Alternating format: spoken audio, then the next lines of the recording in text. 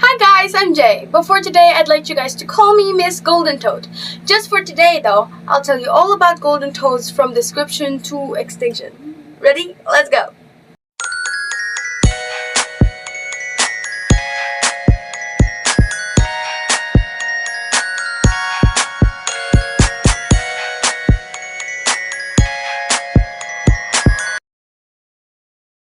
First off is description.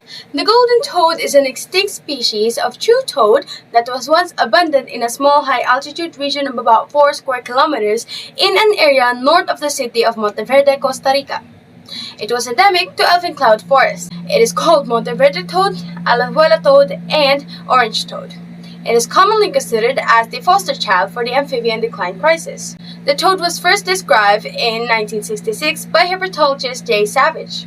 The last sighting of a single male golden toad was 15 May 1898 and has since been classified as extinct by International Union for Conservation of Nature, or IUCN. Next one is habitat. The golden toad inhabited northern Costa Rica's Monteverde Cloud Forest Reserve in the Cloud Forest area north of the city of Monteverde. It was distributed over an area no more than 8 kilometers square and possibly as little as 0.5 kilometers in extent, at an average elevation of 1,500 to 1,620 meters. The species seemed to prefer the lower elevations. The golden toad's main habitat was on a cold, wet ridge called Brillante. They would emerge in late March through April to mate for the first few weeks in rainwater pools amongst tree roots, where they also laid their eggs. 1,500 golden egg toads were reported to breed at the site since 1972. The last documented breeding episode occurred from April to May 1987.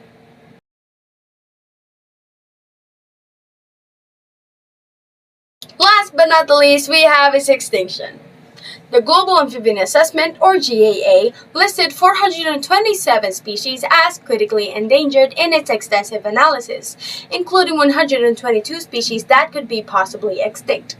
Many species, including the golden toad, have declined in numbers even in seemingly undistributed environments. As late 1994, 5 years after the last sighting, researchers still hope that I. peregrine continued to live in burrows, as similar toad species have lifespans of up to 12 years. By 2004, IUCN's conclusion was based on the lack of sightings. IUCN listed the species as extinct. After an evaluation involving Savage, who had first discovered them 38 years later, in August 2010, a search organized by Amphibian Specialist Group of International Union for Conservation of Nature, aiming to verify the status of various species of frogs, thought to be extinct in the wild, failed to find evidence of surviving specimens. Since records of golden toads were constantly collected, the rapid disappearance was well documented, yet the causes remain poorly understood. After 1989, there had been no verified documented sightings.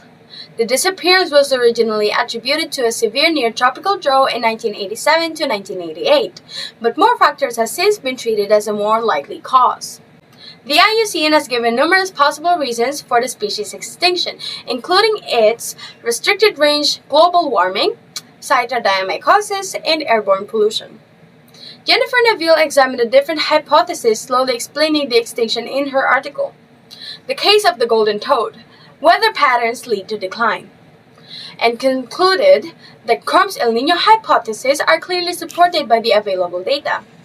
In her article, Neville discussed the flaws in other hypotheses explaining the toad's decline. The UVB radiation theory, which suggests that the decline of golden toads resulted from an increase in UVB radiation, has little evidence supporting it because there was no sign of high-elevation UVB radiation recorded. Also, there was evidence that an increase in UVB radiation would influence anorons.